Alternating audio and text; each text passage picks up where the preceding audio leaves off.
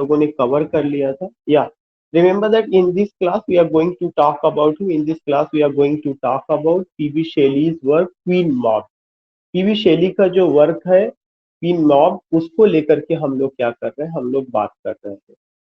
अब उसके बाद जो है, अगर हम क्वीन मॉब को लेकर के बात कर रहे हैं तो क्वीन मॉब में क्या क्या है, मैं उस पॉइंट को दोबारा रिवाइज कर दूंगा। I will not take any question, क्योंकि एक बार सारा क्वेश्चन हो गया था। लेकिन फिर भी मैं बता दूं कि जो क्वीन मॉब है, it's a philosophical work of PB शेली।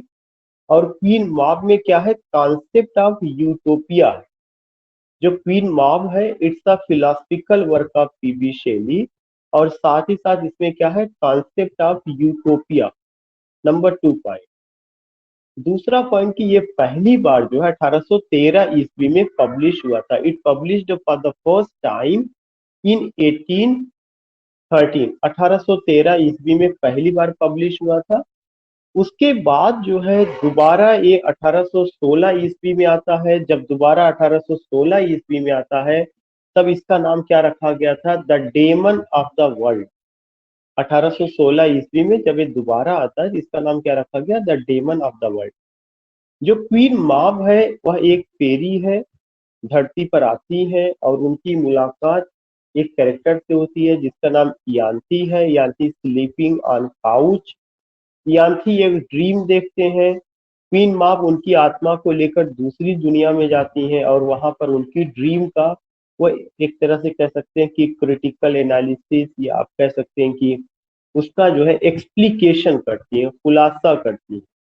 तो जब आप देखते हैं कि उसका एक्सप्लिकेशन होता है, तो वह जो ड्रीम है, टाइम के कॉन्टेक्स्ट में, टाइम के फ्रेम में उसको लेकर के बात बताई जाती है। टाइम के फ्रेम में और टाइम के कॉन्टेक्स्ट में जब वो बात बताई जाती है, तो you will come to know वह क्या था। उसमें दो चीजें थी। एक चीज तो ये था कि जो इंसान है वह प्रेजेंट और पास्ट में बहुत परेशान है, ऑप्रेसिव है। साथ ही साथ उसकी अपनी जो भी इच्छाएं हैं वो पूरी नहीं हो रही, बहुत परेशान है। परेशानी के साथ साथ इनजस्टिस है, मिजरी है, सफरिंग है, all these things you find. और लेकिन वो कहते हैं कि जो उस ड्रीम का जो फ्यूचर है, फ्यूचर बहुत पॉजिटिव है। उसमें होता है कि इंसान की हालत बेहतर होगी फ्यूचर में। तो क्वीन मॉब जो है, यांथे के ड्रीम का एक्सप्लेनेशन करती है टाइम के फ्रेम में। जब वो टाइम के फ्रेम में करती है, you will come to know कि in the context of present and past she tells that human will suffer, या human has suffered. Past and present of human beings were not bright, but there is expectation that future will be bright and concept of utopia will come। जो दुख की घड़ी है ये सब खत्म होगी, इंसान का जो फ्यूचर है वह बेहतर होगा। ये कुछ चीजें निकल करके आती है। एक और बहुत चीज जो इम्पोर्टेंट चीजें हैं कि आपको, जैसे आप लोगों से क्वेश्चन लिया गया था, क्वीन मॉब कौन है, एक फेरी है और इसमें फेरी टेल का जिक्र किया गया है। साथ ही साथ जब आप देखेंगे तो दो स्ट्रांग पॉइंट पोयम में आते हैं। एक तो मौत से डरना नहीं है, दूसरा क्या चीज है कि जो फ्यूचर है, हमें उस पर ये यकीन करना कि फ्यूचर क्या होगा, बेहतर होगा। उम्मीद की किरण हमें मतलब एक तरह से कायम रखनी है, ये बात आपको देखने को मिलेगी। तो ये जो है इस पोयम में रहती है। तो इसको मैंने पहले भी एक्सप्लेन किया था, मैंने क्वेश्चन भी लिया हुआ था। तो अब मुझे नहीं लगता कि मैं क्वेश्चन दोबारा लूं, लेकिन एक बार मैं दोबारा रिवाइज कराना चाहूंगा कि Queen Mab is a philosophical poem of PB Shelley. 1813 में आई है, 9 कैंटोज में है, फर्स्ट लार्ज पोएटिक वर्क इनका रहा है। यह जो है 1816 में रिवाइज्ड एडिशन इसका आया, तब इसका title the demon of the world रखा गया। और साथ ही साथ आप देखेंगे कि यह क्वीन मॉब एक फेरी टेल है, इसमें कॉन्सेप्ट ऑफ यूटोपिया है। क्वीन मॉब धरती पर आती है तो उसकी मुलाकात यान्थे नाम के कैरेक्टर से होती हुई, sleeping on a couch and he seems a dream. Queen Mab takes the soul of that Ianthe and just goes in another world, और उसको दूसरी दुनिया की सैर कराती है। प्लस जो क्वीन, जो यान्थे ड्रीम देखते हैं, वह उसका एक्सप्लेनेशन करती है टाइम फ्रेम में, प्रेजेंट, पास्ट और फ्यूचर में। बताती प्रेजेंट और पास्ट इंसान का बेहतर नहीं है, लेकिन फ्यूचर बेहतर होगा, जहाँ पे कॉन्सेप्ट ऑफ यूटोपिया नजर आता है। और दो इंपॉर्टेंट चीज नजर आती है, वह क्या चीज की हमें डेथ से डरना नहीं है और फ्यूचर के लिए हमें उम्मीद करना चाहिए कि वहां पे पॉजिटिविटी है या परफेक्टिबिलिटी देखने को मिलेगी। अब दूसरे वर्क को मैं आपको डील करने जा रहा हूँ। जो दूसरा वर्क है, उनके दूसरे वर्क का नाम है स्पिरिट ऑफ सॉलिट्यूड और एलास्टम। सेकेंड जो वर्क है, मैंने आपको बताया कि सेकेंड वर्क क्या है, spirit of solitude O R और Alastor, ALASTOR। Spirit of solitude और एलास्टर, यह पूछा जा चुका है, जिसका सब टाइटल क्या है, एलास्टर और स्पिरिट ऑफ सॉलिट्यूड। कब आती है, 1816 ईस्वी में आती है। यह एक ऐसी पोयम है जो शुरू में जब आई थी तो बगैर टाइटल के थी। The poem was without a title when Shelley sends it to his contemporary and friend Thomas Love Peacock. उन्होंने जब इस पोयम को अपने एक दोस्त और उनके जो कंटेम्परेरी राइटर्स थे उनको जब भेजा था तो बगैर टाइटल के भेजा था। आपको याद होगा टॉमस लव पीकॉक का मैंने जिक्र किया था कि टॉमस लव पीकॉक ने जो लिखा था द फोर एजेस करके उनका वर्क था। टॉमस लव पीकॉक का the four ages of poetry उनका ऐसे था, जिसमें उन्होंने पोएट को क्रिटिसाइज किया था। तब जो है पीबी शेली ने क्या लिखा था, अ डिफेंस ऑफ पोइट्री करके, अ डिफेंस ऑफ पोइट्री। तो टॉमस लव पीकॉक जो है पीबी शेली के कंटेम्परेरी है, एक क्रिटिक रहे हैं, साथ ही साथ उनके दोस्तों में से थे। तो जब पीबी शेली ने इस पोयम को लिखा, स्पिरिट ऑफ सॉलिट्यूड और एलास्टर, जब उन्होंने इस पोयम को लिखा, you will come to know कि the poem was without a title. ये टाइटल इसमें नहीं था। इसको भेजा जाता है टॉमस लव पीकॉक के पास और ये कहा जाता है कि यह भी उनकी मेजर पोयम में से एक रही है। पीकॉक ने ही इसका नाम सजेस्ट किया था एलास्टर। तो अगर कभी क्वेश्चन आता है कि जो इसका नाम एलास्टर है, इसका इस टाइटल को किसने सजेस्ट किया था, थॉमस लव पीकॉक ने ही सजेस्ट किया था।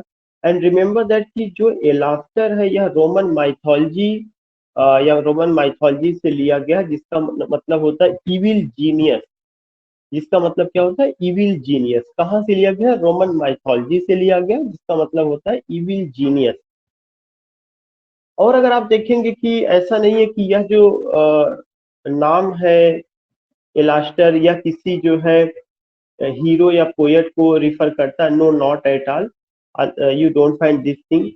और साथ ही साथ आप देखेंगे कि इसका जो एपिग्राफ है, the epigraph to the poem is from Saint Augustine confession. Saint Augustine थे जिन्होंने अपना कन्फेशन नाम का ऑटोबायोग्राफी कहा जाए कि लिखा हुआ था, उसको हेजियोग्राफी कहा जाता है। हेजियोग्राफी वह ग्राफी होती है जो सेंट्स की लाइफ से रिलेटेड होता है। अगर कभी क्वेश्चन आता है हेजियोग्राफी किससे रिलेटेड होता है, हेजियोग्राफी सेंट्स की लाइफ से रिलेटेड होता है।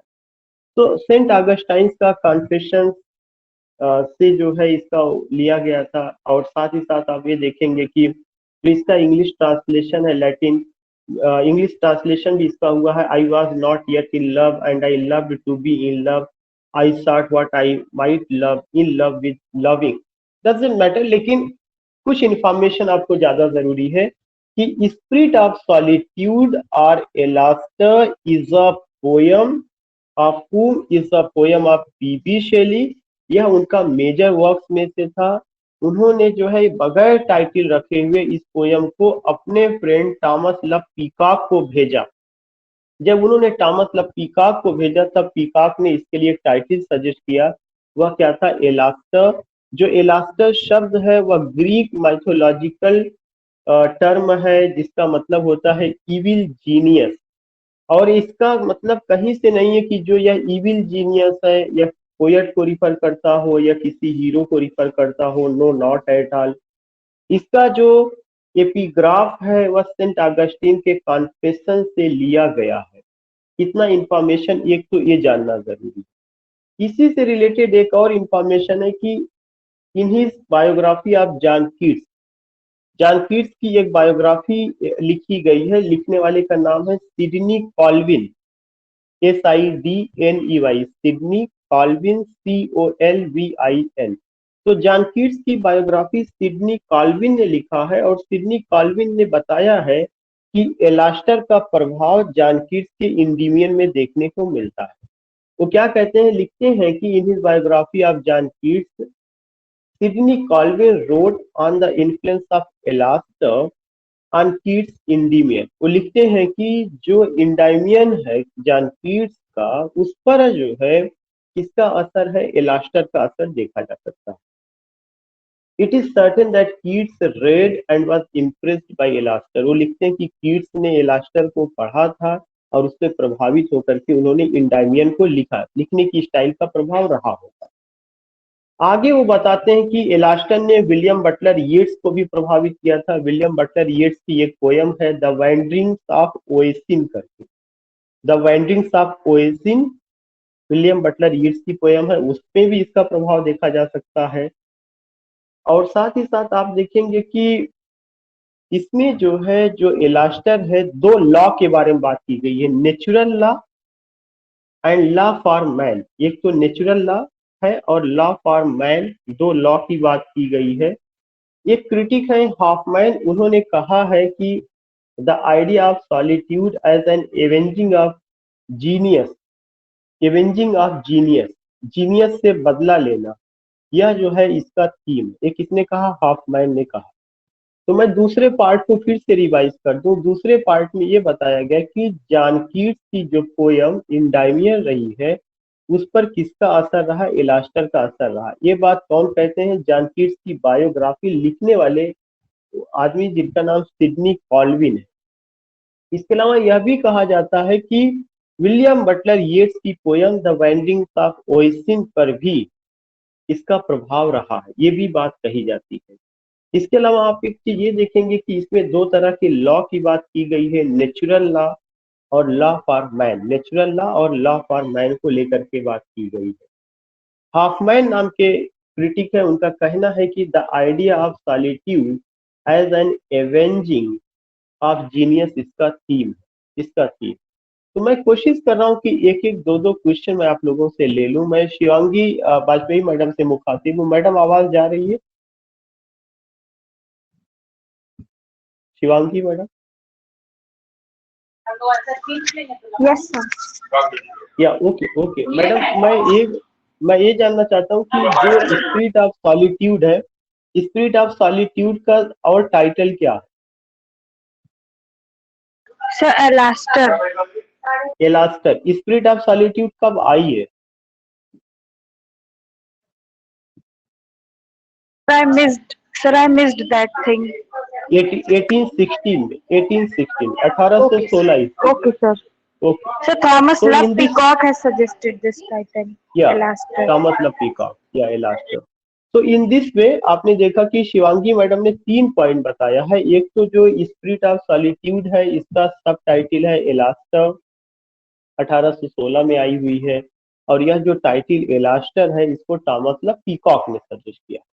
मैं धर्मप्रिया मैडम से जानना चाहूंगा कि मैडम जो एलास्टर से क्या मतलब है और यह किस भाषा शब्द है? Dharmapriya madam?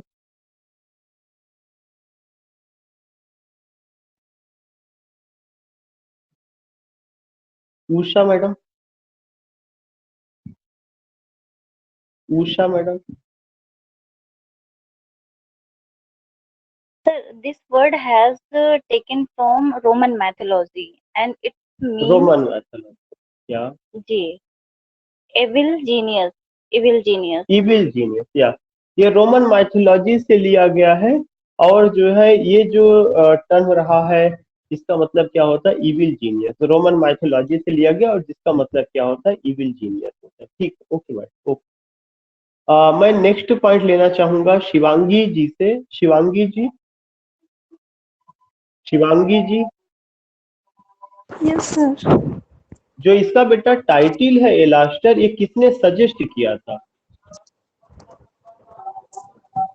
Sir Thomas Love Peacock ने।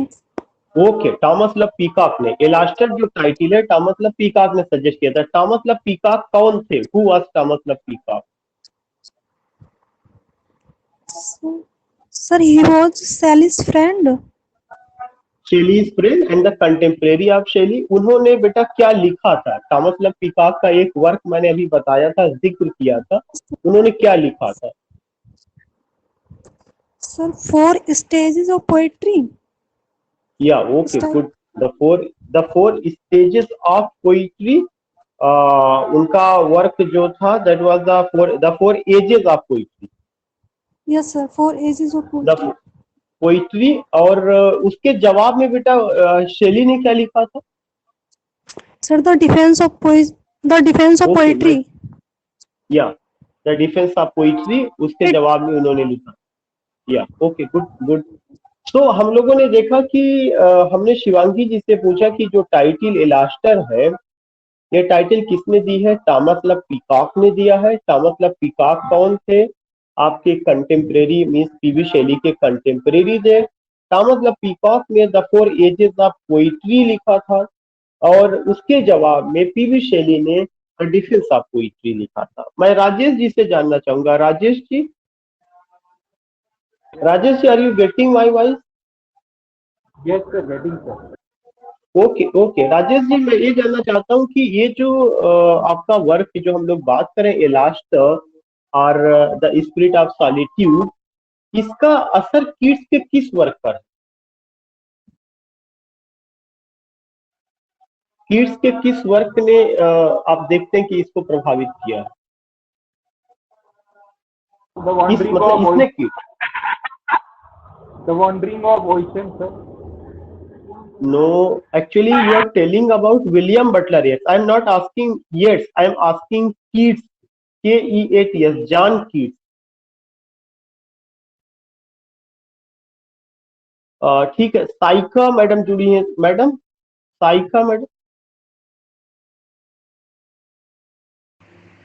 Sir Endymion. Madam Endymion hello. में, इंडीमियन में यस जी सर। जी, got got your Endymion. Right madam, got. Endymion में, यस सर, इंडीमियन की एंडीमियन। मैडम, इंडीमियन की आप कोई लाइन बता सकती हैं जो बहुत पॉपुलर हुई है? रिसेंटली सर अभी याद नहीं है। राजेश जी आप बता सकते हैं, अभी मैंने हाल ही में आपको पढ़ाया था। राजेश जी,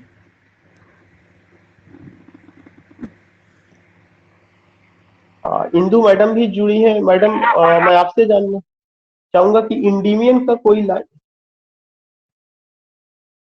नॉट इंडू,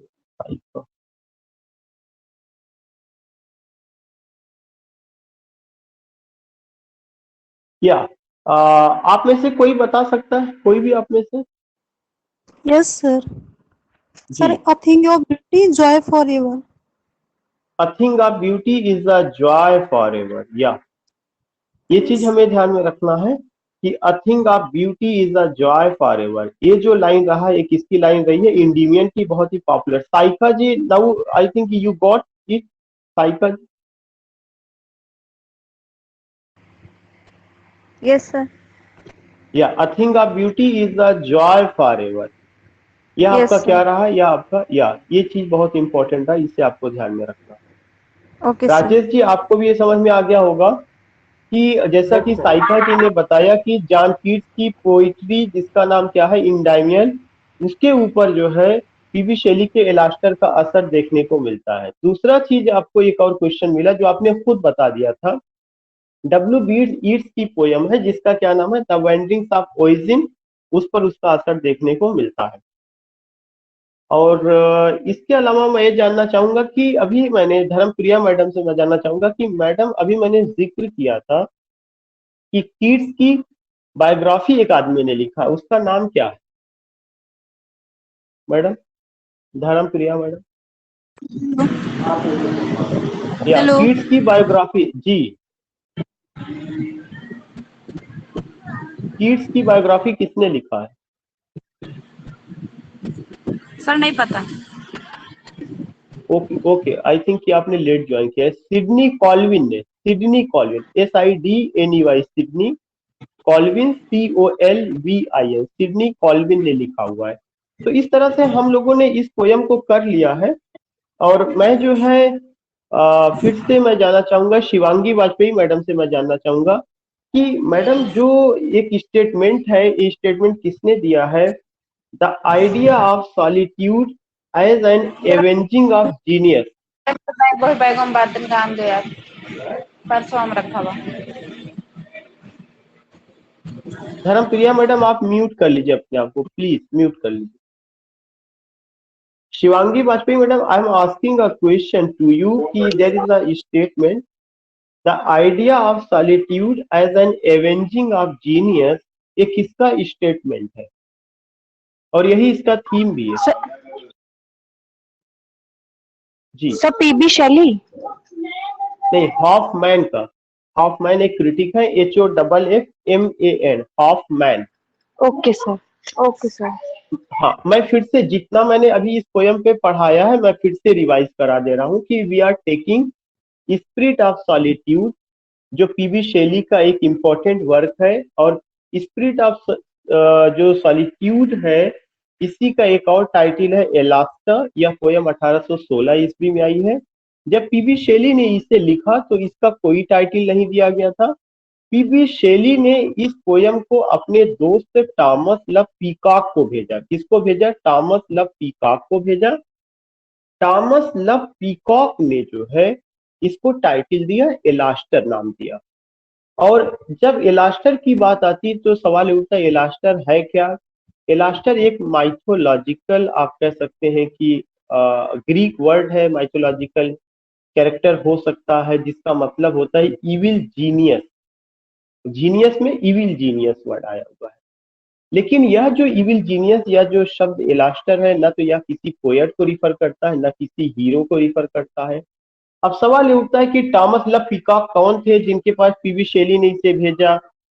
तो टॉमस लव पीकॉक उनके कंटेम्परेरी थे। एक पॉइंट, टॉमस लव पीकॉक ने जो है the four ages of poetry नाम का क्रिटिकल ऐसे लिखा था जिसमें उन्होंने पोएट की बुराई की थी, पोयम की भी बुराई की थी, क्रिटिसाइज किया था। उसके जवाब में जो है पीबी शेली ने भी एक क्रिटिकल ऐसे लिखा था, अ डिफेंस ऑफ पोइट्री। ये मैं उससे रिलेटेड बात कर रहा हूँ कि टॉमस लव पीकॉक और पीबी शेली का क्या रिलेशन था। बाकी पोयम का जिक्र तो स्पिरिट ऑफ सॉलिट्यूड और एलास्टर की बात है। फिर आप देखेंगे कि एक और क्वेश्चन आता है कि जॉन कीट्स की बायोग्राफी लिखने वाले Sydney Colvin, SIDNEY, Sydney Colvin, COLVIN, Sydney Colvin, जिन्होंने जॉन कीट्स की बायोग्राफी लिखा है, उन्होंने ये कहा है कि कीट्स की पोयम इंडाइमियन का पे असर देखने को मिलता है एलास्टर का। इसके अलावा विलियम बटलर यीट्स की पोयम द वैंडरिंग्स ऑफ ओइसिन पर भी इसका असर देखने को मिलता है। इसके अलावा आप ये देखेंगे कि इसका जो एपिग्राफ है सेंट अगस्टीन के कन्फेशन नाम से लिया गया है। और जितने भी आप कह सकते हैं कि जो बायोग्राफी सेंट्स की होती है उसको हेजियोग्राफी कहा जाता है। जो क्रिश्चियन सेंट्स हैं उनके ऊपर जो बायोग्राफी लिखी गई है उसको उसको क्या कहा जाता है? हेजियोग्राफी कहा जाता है। वो लिटरेरी टर्म का हिस्सा है।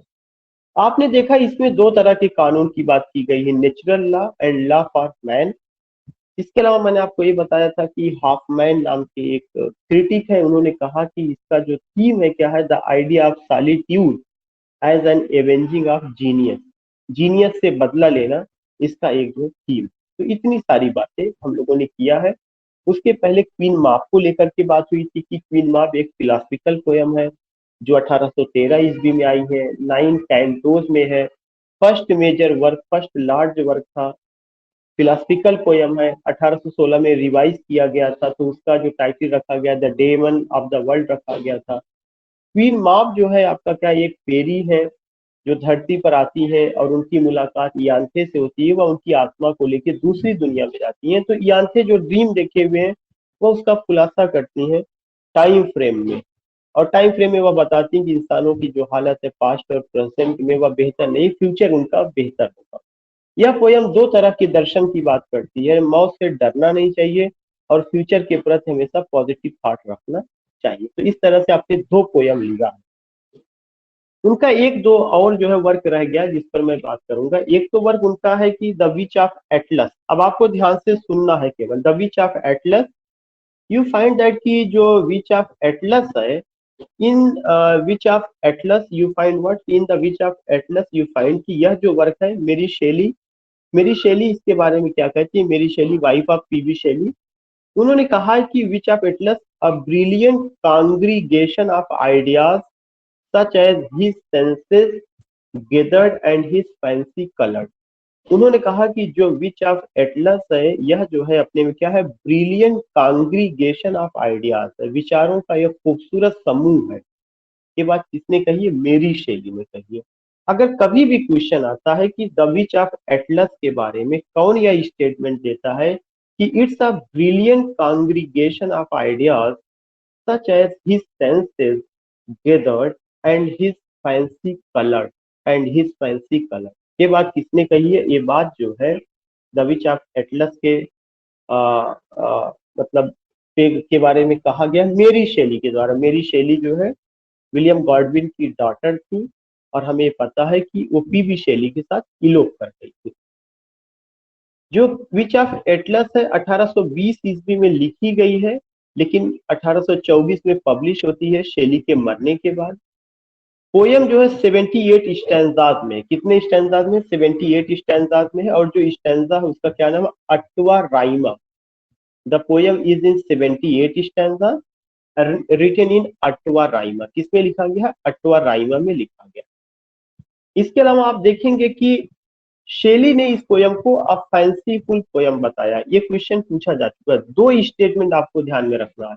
वह दो स्टेटमेंट कौन कौन सा है? मेरी शैली ने क्या कहा इस पोयम के बारे में, और पीबी शैली ने क्या कहा। पीबी शैली ने इस पोयम को फैंसीफुल आइडियाज कहा है। क्या कहा है? फैंसीफुल पोयम कहा है। फैंसीफुल पोयम कहा है। यह जो पोयम है मेरी शैली को डेडिकेट भी है, और साथ ही साथ आप देखेंगे कि डेडिकेशन में लिखा टू मेरी। पूरा पीबी मेरी शैली नहीं लिखा, बल्कि क्या लिखा गया? टू मेरी।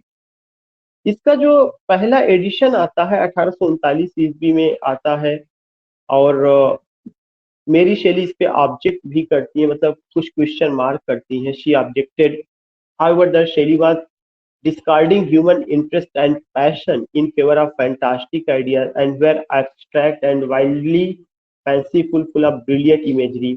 The Witch of Atlas contained utopian theme। जो विच ऑफ एटलस है इसमें कौन सा थीम है? Utopian theme. एक बार मैं फिर से पढ़ दे रहा हूं, ध्यान से सुनिएगा, क्योंकि इसके बाद मैं क्वेश्चन लूंगा।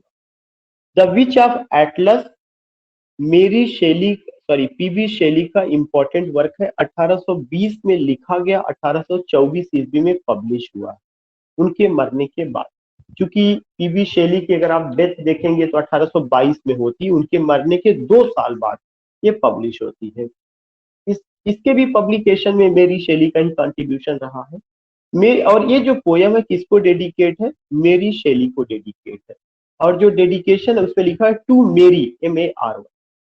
मेरी शैली कौन रही है? विलियम गॉडविन की डॉटर रही, जो पीबी शैली के साथ इलोप कर गई है। ये जो पोयम है 78 स्टैंजाज में है। किसमें लिखा गया? Ottava rima. Ottava rima 8 lines stanza. PB Shelley ने इस पोयम को फैंसीफुल पोयम कहा है। कॉन्सेप्ट ऑफ यूटोपिया का इसमें जिक्र है। इसके अलावा अगर आप देखेंगे कि पीबी शैली के अलावा इस पोयम के बारे में मेरी शैली का एक बहुत इंपॉर्टेंट एस्पेक्ट आता है। वो कहती हैं कि it's a brilliant congregation of ideas such as his senses gathered and his fancy colour. यह जो है विचारों का एक खूबसूरत संगम है, जिसमें उनकी ज्ञानेंद्रियां और उनकी कल्पना, जो उनको कल्पना वो कलरफुल ढंग से यहाँ पे देखने को मिलती है। तो मैं सबसे पहला क्वेश्चन शिवांगी मैडम से लेना चाहूंगा कि madam Shivangi Vajpayee madam, Yes, sir. जो पोयम है द विच ऑफ एटलस किसको डेडिकेट किया गया? Sir, it is dedicated to Mary Shelley, his wife. या okay, it's dedicated to Mary Shelley his wife. Usha madam, Mary Shelley कौन थी? Sir, she is the daughter of William Godwin. Yeah William Godwin ji. की daughter और PB Shelley की wife. Wife. Yeah जी। Okay okay okay. Rajesh ji, जो आपका poem है the witch of Atlas, ये कब लिखी गई और कब पब्लिश हुई है? Published in 1820. Published in it was written in 1820 and published in 1824. Okay, Rajesh ji ने बताया है कि 1820 में लिखी गई है, 1824 में पब्लिश होती है। मैं साइका मैडम से जानना चाहूंगा कि मैडम इस पोयम को किसने फैंसीफुल पोयम कहा है? सर मैरी शेली ने। फिर से मैडम, मेरी शैली या पीबी मैरी शैली? शेली मैरी शेली ने। मैडम फिर से। सर मेरा मैरी शेली क्वेश्चन ने है कहा। मेरा क्वेश्चन है इस पोयम को किसने फैंसीफुल पोयम कहा? इस पोयम को फैंसीफुल पोयम पीबी शैली ने कहा है। जी सर। जी इस सर। पोयम को फैंसीफुल पोयम पीबी शैली ने कहा है। पीबी ठीक, शैली ओके, ने। आप ध्यान रखा, okay. Yeah Dharmapriya madam?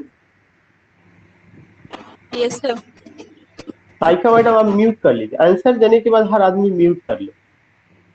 Okay sir. या धर्मप्रिया मैडम, मेरा जो क्वेश्चन आपसे है कि किस आदमी ने ये कहा कि ये जो पोयम है the witch of Atlas, a brilliant congregation of ideas such as his senses gathered and his fancy colors. Sir Mary Shelley. Okay, Mary Shelley ने कहा, मेरी शैली ने इस पोयम के बारे में कहा। अ ब्रिलियंट कांग्रीगेशन, यह एक खूबसूरत समूह है विचारों का। Brilliant congregation of ideas such as his senses gathered and his fancy colour. मैं शिल्पी मैडम से एक क्वेश्चन लेना चाहूंगा। शिल्पी मैडम, मैडम आपको इसमें क्या थीम नजर आता है? What the theme do you find in this poem? Do you find concept of utopia? Shilpi madam? Yes sir. Okay okay, good. कि इसकी अगर थीम पूछी जाएगी तो क्या है? Concept of utopia, concept of utopia. और कॉन्सेप्ट ऑफ यूटोपिया मैडम इससे पहले किस पोयम में और अभी मैंने जिक्र किया था? Concept of utopia.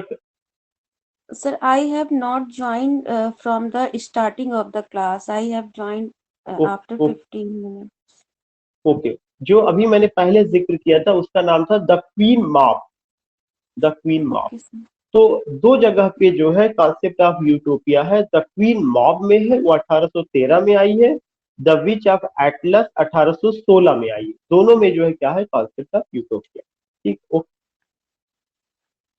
नाउ मैं, या प्लीज मी, अब मैं एक पीबी शैली का एक बहुत इंपॉर्टेंट कोटेशन है, मैं उसे पढ़ रहा हूँ, आपको ध्यान से सुनना है।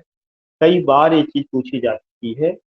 सबसे पहला कोटेशन है, poets are the unacknowledged legislators of the world. कि पोएट्स जो है अनएक्नॉलेज, मतलब उनको स्वीकार नहीं किया गया है। लेजिस्लेटर्स ऑफ द वर्ल्ड, दुनिया के विधान को चलाने वाले, अस्वीकृत, अस्वीकृत लेजिस्लेटर कौन है? पोएट है। ये बात मैं जानना चाहूंगा कि मनोज शुक्ला जी की फैमिली जुड़ी है। मैडम ये बात किसने कही है और किस वर्क में कही है? Sir, it is said by P.V. Shelley in defense of poetry. In a Like defence of essay- poetry. Exactly, good. ये बात जो है किसने कही? पीबी शैली ने कही। और किसने कही? अ डिफेंस ऑफ पोइट्री में। मैं फिर से वो कोटेशन बोलना चाहूंगा, poets are the unacknowledged legislators of the world. अच्छा, नेक्स्ट पॉइंट मैं बताना चाहता हूँ कि उनका एक और डिफिनेशन है, poetry is the expression of the imagination. ये बात जो है, poetry is the expression of the imagination. Imagination is the great instrument of moral good. उन्होंने कहा पोइट्री जो है एक तरह से क्या है? अभिव्यक्ति है कल्पना की। और जो इमेजिनेशन है यह एक ऐसा इंस्ट्रूमेंट है जो अच्छी चीजों का निर्माण करता है। दो स्टेटमेंट मतलब एक लाइन है लेकिन उसमें दो बातें कही गई हैं। पीबी शैली कहते हैं कि poetry is the expression of the imagination, imagination is the great instrument of moral good. ये बात आपको ध्यान में रखना। ये बात किसने कही है? पीबी शैली ने कही है। उसके अलावा एक और चीज उन्होंने कहा है कि a man to be greatly good must imagine. अगर एक आदमी अच्छा होना चाहता है तो उसको कल्पना करनी चाहिए। इंटेंसिवली करनी चाहिए एंड कॉम्प्रिहेंसिवली करना चाहिए। Poetry is indeed something divine, poetry ईश्वर प्रदत्त है, divine. It is at once the centre and circumference of knowledge, और अगर देखा जाए तो यह ज्ञान का केंद्र है। Poetry is that from which all spring and that which adorns all poets are mirrors of the gigantic shadows which futurity casts. So many things उन्होंने कहा है।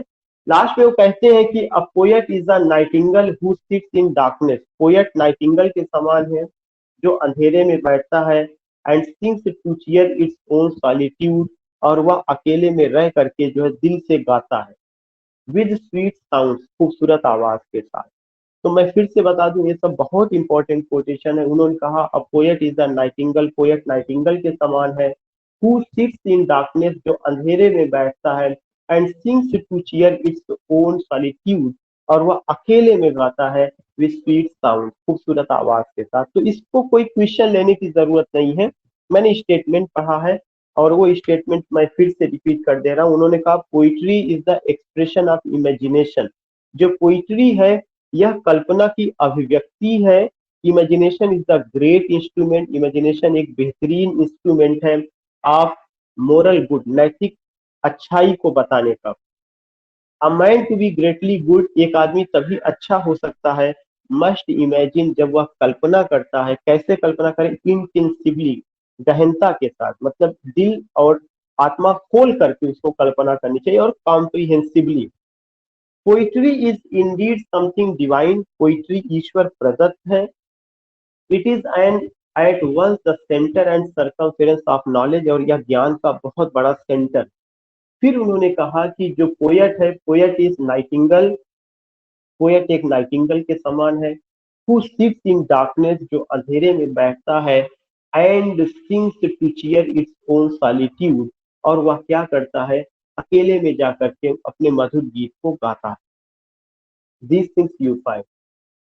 बाकी और मैं नहीं समझता हूँ उनको जो उन्होंने कहा उसमें कुछ और बात करनी है। So I will not take any question, यहाँ पे ऐसा कोई नहीं question. A defence of poetry का मैंने बता दिया, poets are unacknowledged legislators of the world, उसका भी जिक्र मैंने किया।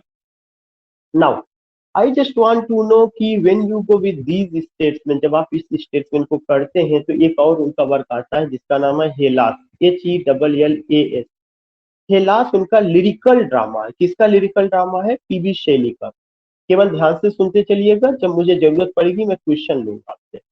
Hellas is a lyrical drama by PB Shelley, या पीबी शैली का लिरिकल ड्रामा है। पब्लिश्ड इन 1822, 1822 में पब्लिश हुआ है। It was inspired by the Greek war of independence, और यह किससे इंस्पायर्ड था? ग्रीक वार ऑफ इंडिपेंडेंस से इंस्पायर्ड रहा है।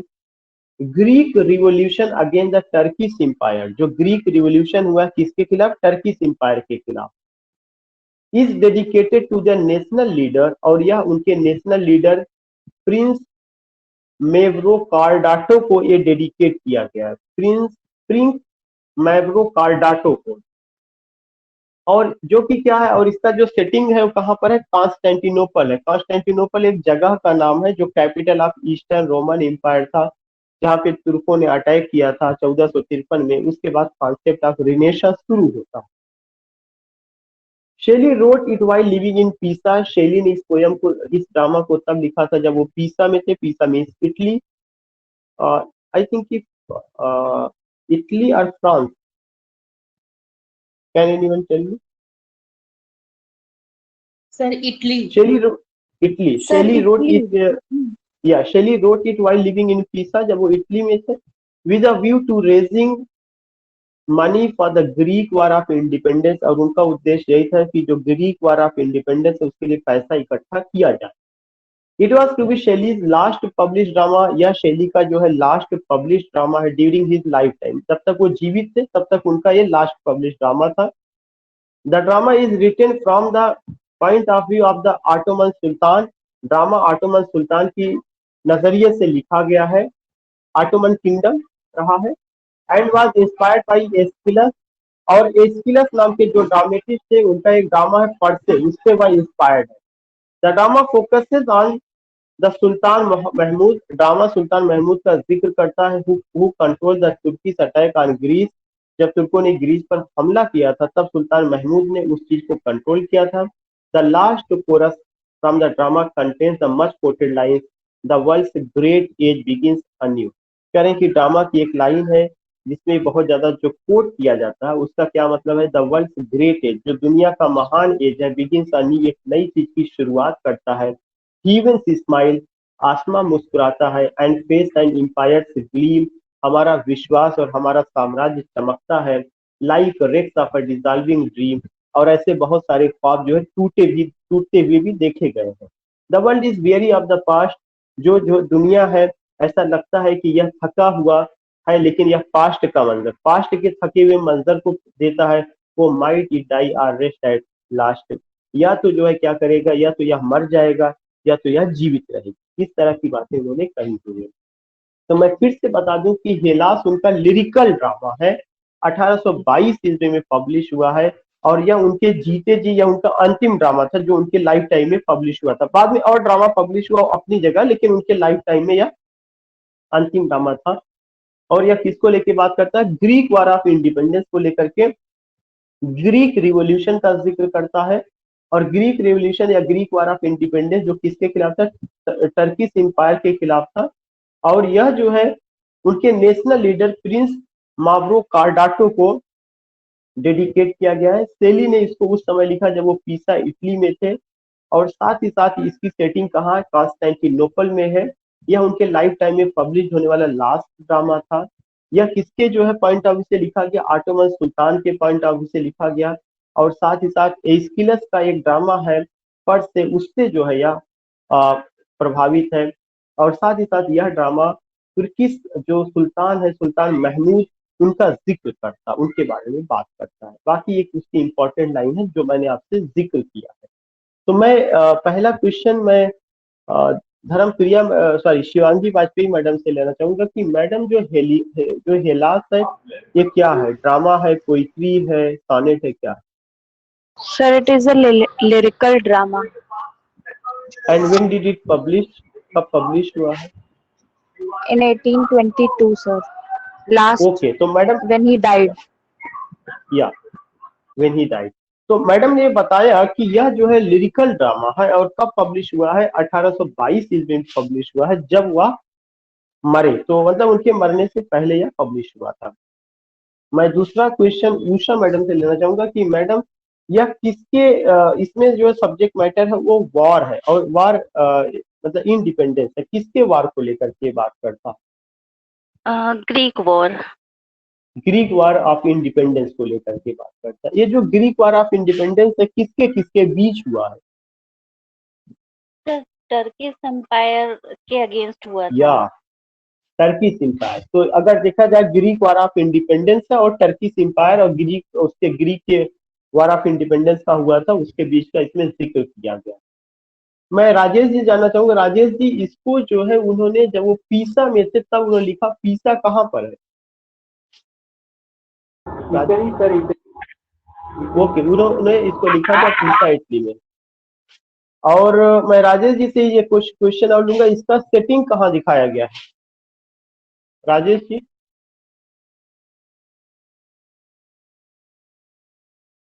Rajesh ji, Saika madam, Saika madam, Yes, sir. Repeat the question, please. इसका जो सेटिंग है कहाँ दिखाया गया, इसका सेटिंग कहाँ पर? Sir, पीसा में. नहीं, पीसा में रहकर उन्होंने लिखा, लेकिन जो पूरा ड्रामा है उसकी घटना किस जगह को लेकर के दिखाई गई? Sir, मैंने Greek. एक जगह का जिक्र किया जिसका नाम है कॉन्स्टेंटिनोपल, उर्दू में उसको कुस्तुनतुनिया कहा जाता है। और जो कॉन्स्टेंटिनोपल या कुस्तुनतुनिया था वह capital of eastern Roman empire था, जहां पे टर्किश और ऑटोमन किंगडम के खिलाफ, या टर्किश और ऑटोमन किंगडम के खिलाफ लड़ाई होती है। टर्किश किंगडम के लोगों ने 1453 में अटैक किया था, तब रिनेसां की शुरुआत होती है। तो उसको जो सेटिंग है वो कहाँ पर है? कॉन्स्टेंटिनोपल में। Constantinople. Okay, Constantinople. Dharmapriya ji, yes sir. Madam मेरा क्वेश्चन आपसे है कि इसमें जो है जो ऑटोमन सुल्तान है उनका जिक्र किया गया है, उनका नाम क्या है? ऑटोमन सुल्तान सर, नाम तो वही है। नहीं, ऑटोमन तो एक राज्य का नाम है। ऑटोमन जो आप कह सकते हैं कि किंगडम था, Ottoman kingdom. Ottoman yes. Kingdom के एक सुल्तान का जिक्र किया गया है इस ड्रामा। जब ग्रीक इंडिपेंडेंस और तुर्कों के बीच लड़ाई हो रही थी, तब सुल्तान ने ऑटोमन साम्राज्य का प्रति किया था, उनका जिक्र उन्होंने किया। उनका नाम है सर सुल्तान महमूद। मूड सुल्तान सुल्तान। महमूद। सुल्तान महमूद। ओके। और मैं एक चीज और जानना चाहूंगा, मैं शिवांगी जी से क्वेश्चन लेना चाहूंगा। शिवांगी जी, ये जो ड्रामा है ये ग्रीक ड्रामेटिस्ट थे या उनके ड्रामा से प्रभावित होकर के लिखा गया है? उस ग्रीक ड्रामेटिस्ट का क्या नाम है? सर एक्विलस। एस्किलस, या। जी। तो you will come to know, और उनका एक ड्रामा जिसका नाम परसे है उससे उन्होंने प्रभावित होकर के लिखा हुआ। Okay, that's good. यस। और बाकी मच कोटेड लाइंस है, वो चीज हम लोगों ने जिक्र कर लिया। So in this way you came to know about Hellas. ये जो ड्रामा लिखा गया था, ग्रीक इंडिपेंडेंस ऑफ वार को पैसा इकट्ठा करने के लिए इन्होंने इसको लिखा था।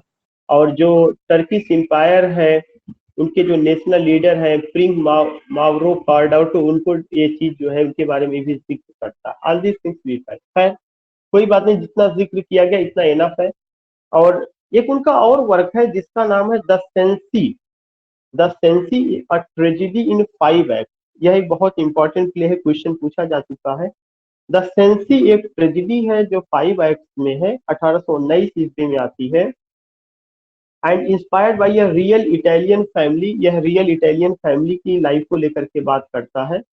वर्ड्सवर्थ ने इसके बारे में कहा कि the greatest tragedy of our age, हमारे एज की यह महत्वपूर्ण ट्रेजेडी है। It is founded upon a morbid Italian story. और यह जो है एक मार्बिड इटालियन, डरावनी इटालियन स्टोरी पर बेस्ड ऑन है।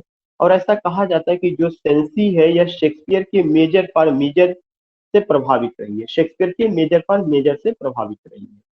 तो और इसके अलावा अगर आप देखेंगे कि जो सेंसी है या क्या है, ट्रेजेडी इन 5 एक्ट। तो जो लोग बच गए थे, जैसे शिल्पी मैडम से मैं जानना चाहूंगा कि शिल्पी मैडम जो सेंसी जो ट्रेजेडी है ये कब आई हुई है? शिल्पी मैडम। सर 1818। 1819। 1819 में Cenci a tragedy in 5 act, it came in 1819। और एक क्वेश्चन मैडम आपसे ही लेना चाहूंगा कि इसमें जो है किस वतन की एक फैमिली का जिक्र किया गया है?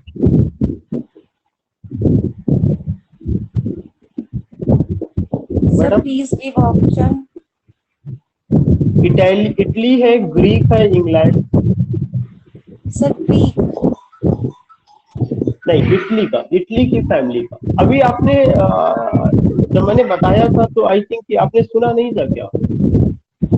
Yes sir, yes sir, I was in the class but I okay, missed you that. Were. Okay okay, कोई बात नहीं। तो इसका जो इटालियन स्टोरी, इटालियन फैमिली को लेकर के जिक्र किया गया।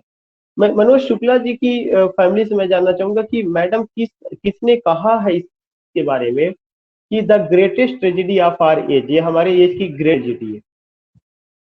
Sir William Wordsworth. William Wordsworth ने कहा। गुड।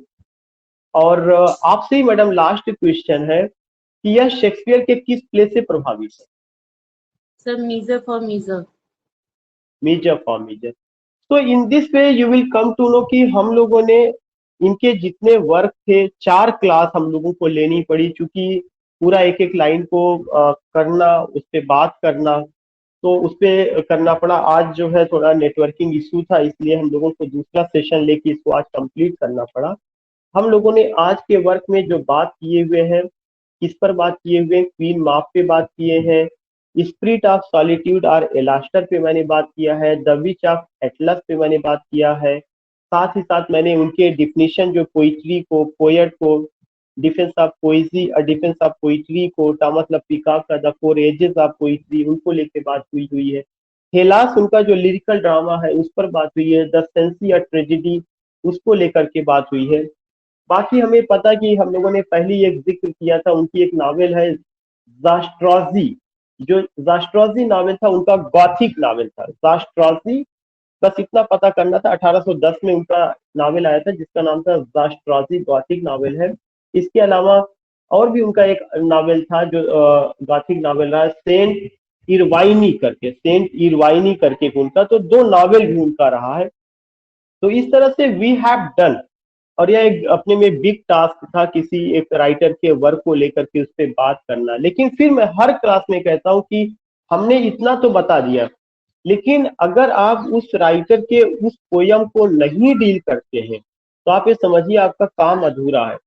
मैंने आपको टास्क दिया था जॉन कीट्स की जितने फेमस ओड है, ला बेली डेम्स सांस मारती, जैसे फेमस ओड में ode to nightingale, ode to Psyche, ode to autumn, ode on Grecian, और शायद 1-2 ओड रहा है। जितने फेमस ओड थे मैंने कहा उसको प्लस ला बेली डेम्स सांस मारती, इस पर हमें सेपरेट सेक्शन रखना पड़ेगा, इस पर जिक्र करनी पड़ेगी।